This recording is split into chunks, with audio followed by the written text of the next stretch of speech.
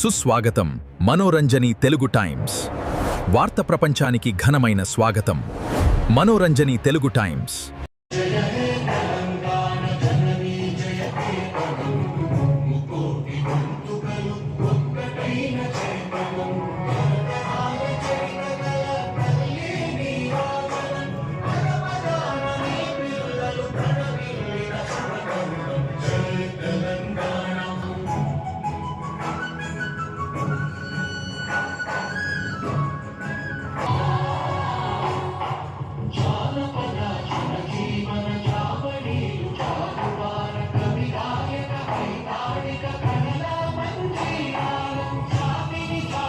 నిర్మల్ జిల్లాలో సేంద్రియ వ్యవసాయానికి ప్రభుత్వం పెద్దపీట వేస్తోందని రాష్ట్ర రైతు సంక్షేమ కమిషన్ చైర్మన్ కోదండరెడ్డి తెలిపారు.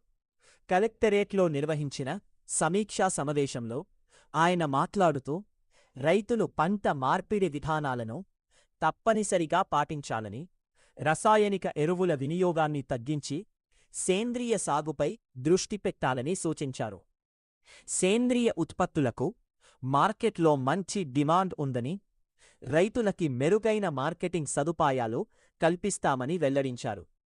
జిల్లా కలెక్టర్ భవేష్ మిశ్రా మాట్లాడుతూ నిర్మల్ జిల్లాలో ఆయిల్ పామ్, పసుపు, ఉద్యానవన పంటల సాగు గణనీయంగా పెరిగిందన్నారు.